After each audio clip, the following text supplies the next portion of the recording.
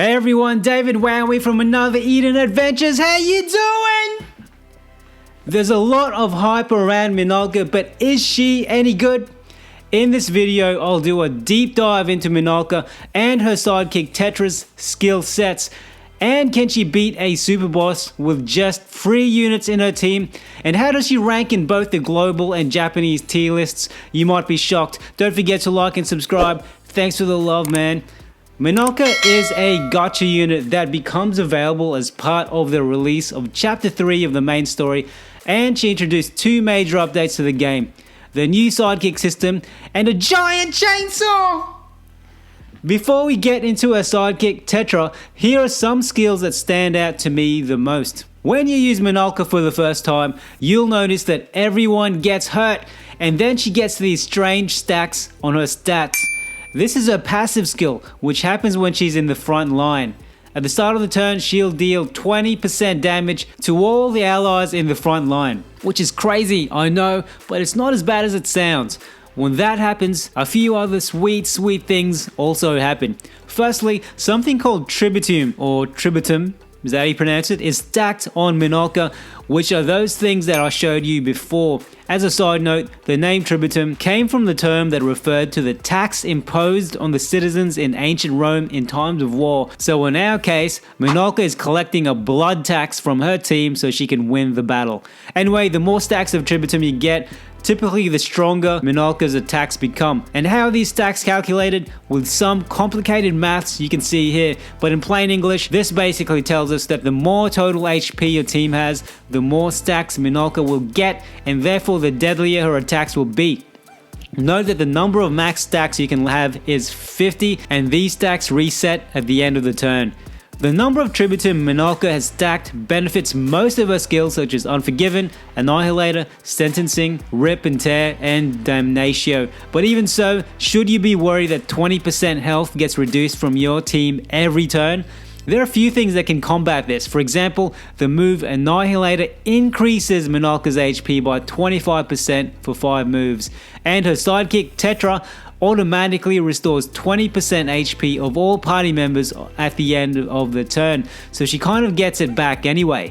And interestingly enough, Ash Tier, the free unit that came out near the same time as Minalca, has the repair kit skill that preemptively restores 25% of all party members' HP. She and her sidekick Korobor can be a great support unit to Minalca and other fire units, by the way. And this isn't the only thing that happens at the start of the battle with Minalca. She inflicts 3 stacks of fire elemental break on all enemies. If you didn't know, Fire Elemental Break means that fire attacks inflict double the damage. So everything I just mentioned happens before you even actively do anything in battle. Now let's look at Minalca's skills when you actually start playing. Her basic attack is replaced by Destruction, which is a great skill against both single enemies and mobs. It inflicts 3 XL fire slash attacks on all enemies with a guaranteed critical, and it increases damage based on the number of enemies. So if you have 5 enemies on screen, you'll be dealing 20 times the damage. Sweet! But there's a crazy thing about this move. It's like she likes the pain because she inflicts 50% damage on herself per enemy remaining after the attack. You can't just violently wield a chainsaw without hurting yourself in the process, right? Speaking of pain, Minalca clearly likes inflicting it. Essentially all her moves are offensive moves. Sodom is a move that both intrigues me and kind of makes me laugh. Although it's just a small fire slash attack, if the enemy resists fire, it multiplies the damage by 30. But is 30 times damage even worth it if her attack is just an S small attack? In this example, I compared Sodom to her 2 strongest attacks when battling an enemy that resists fire. Here you can see Sodom inflicts 166,000 plus damage. Then we look at a stronger attack like Damnatio, which is meant to inflict an XL fire slash attack, and as you can see, it's weaker. And it's the same case for Rip and Tear, which is supposed to give 3 XL attacks on an enemy. So yes, Sodom is better when it comes to fighting enemies who resist fire. So having Sodom in your backside can be a useful skill to have in your skill slots should you fight an enemy with fire resistance. Speaking of Sodom, let's look closer at the move Rip and Tear, which is one of the most ruthless skills. It's a pain setting skill, a 3x XL fire attack skill, it's a skill that ignores barriers, and it also inflicts fire break on an enemy should your initial 3 stacks of fire break run out. But wait, there's more. It increases damage based on your Tributum stacks, and if the enemy has over 50% health, she will do the skill again, just to make sure the enemy suffers as much as possible. What's great about it is the second move also charges her another force bar. But there's much more to this move when she's in lethal mode, which is brutal, but more on that soon. First, let's talk about her sidekick, Tetra. Yes, you can unlock Tetra, Minalca's sidekick, if you have Minalca's 5-star version. Tetra has an auto skill that activates at the end of the turn called Spark Rebellion.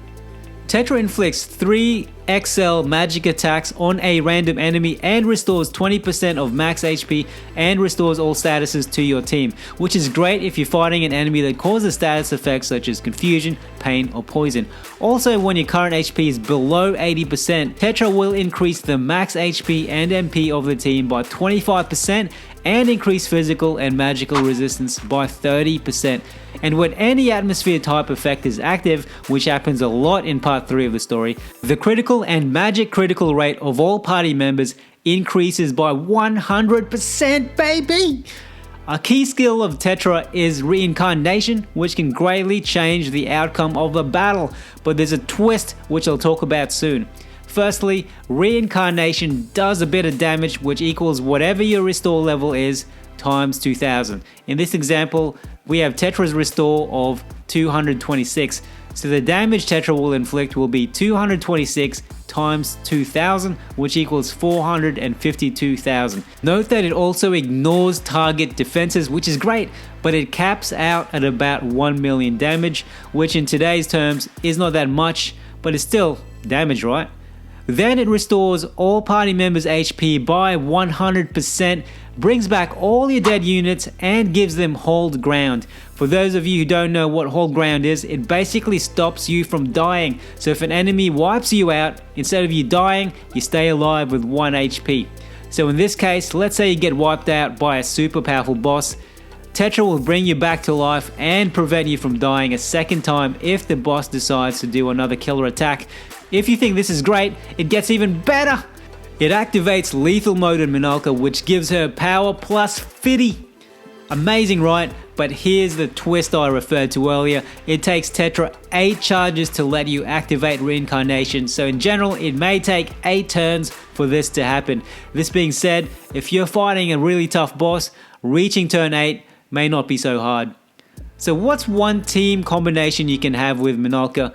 When coming up with a team, remember she's a fire slash user who gets stronger the more HP she has. She's also a sword, military glutton, and Chronos Empire personality, so if you team her up with anyone with those specific personalities, they will work with her to produce a special combo attack at the end of another force. There are also plenty of videos online of Minalca doing insane damage with gacha team members, but how much damage can she do with free units and not so fancy equipment? And can she beat a super boss? One team you can form around Minalca is a team that lowers the fire resistance of your enemies while increasing her power and fire attack. I'm a lazy gamer, so I thought to myself, how can I make Minalca do insane damage without having to think that much? How can I beat a super boss by just button smashing 1 or 2 moves? In this example, I chose other free fire units, Aisha, Aldo, and Kid as my team members, and no one else.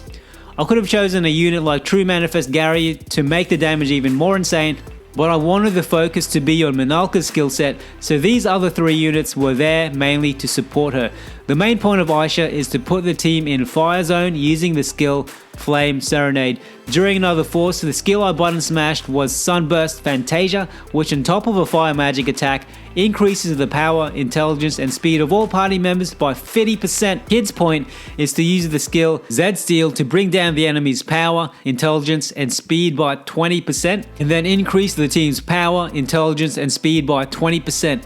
During another force, I designated the skill Red Needle to button smash, which is a fire attack move that also brings down the enemy's fire resistance by 30% and increases everyone's fire attack by 30%. And I added Aldo in there just for the social clout. But if you had to look into it more, I chose X Slash as his basic attack, which increases everyone's type attack by 20%. And the skill I used to button smash during another force is Dragon God S Sign, which brings down the enemy's physical resistance by 50%. And for Minalca, I kinda just focused on one move, Rip and Tear. Firstly because it inflicts pain, and also because she does it twice when the enemy has more than 50% health, and the second move also charges the another force gauge.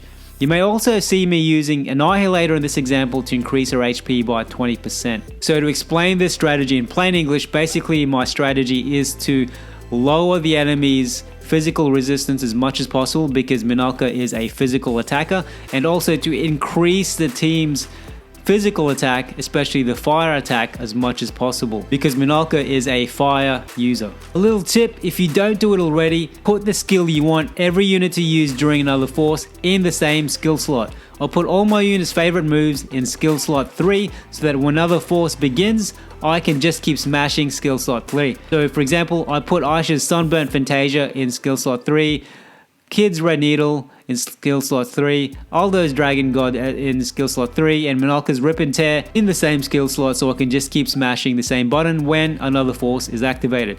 How about Grasta? One Grasta strategy is to make the most of her Rip and Tear move, which puts her opponents in pain. I personally use Pain Grasta in this example. Check out my in-depth Grasta guide later for why Pain Grasta is so good.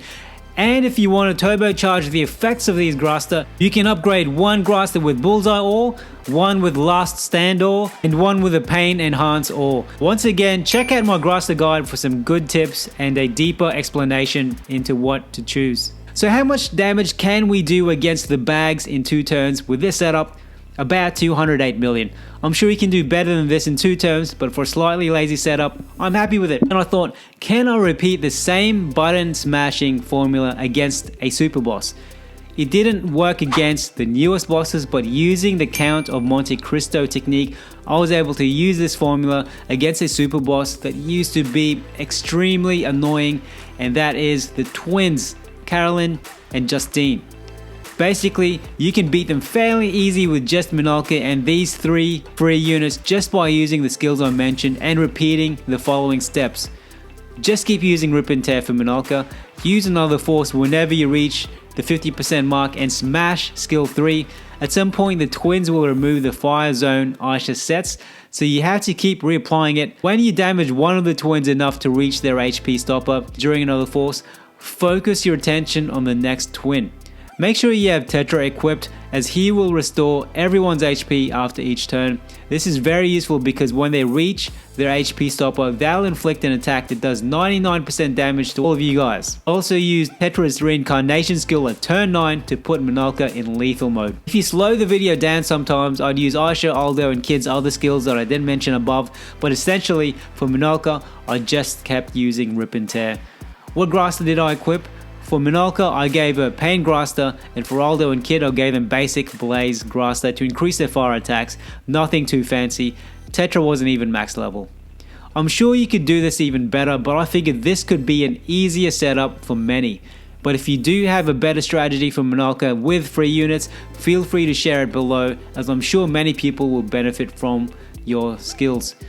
And if you want to power Minalca up with gacha units, there are plenty of great videos online that can help you with this. Some gacha units that can work great with Minalca are Shionalta, for example, with his skill Paper Tiger, who can turn enemies with fire resistances into weaknesses instead, or Claudius with his Empathy skill that increases her HP significantly, and Yifa AES's Faith skill to increase her power insanely. Lastly, how does the world rank Minalca? As of the start of March in 2023, Minalca is in the top 5 of the global tier list with a rating of 98, and she's just below 4 other 99 ranked units: Iffy, Mistrara AS, Pizzica, and upcoming Mariel, yes baby! And how does she rate in Japan? The Ultima tier list has also given Minalca a 98 rank, putting her in league with the likes of Flamelopus and Dewey Alta, but also scoring her beneath the ranked 99 Pizzica, Mistrara ES, Mariel ES, and Iffy, so she's pretty much on par with Global. So what do you think of Minalca? Let me know in the comments below, and don't forget to like and subscribe. Much love.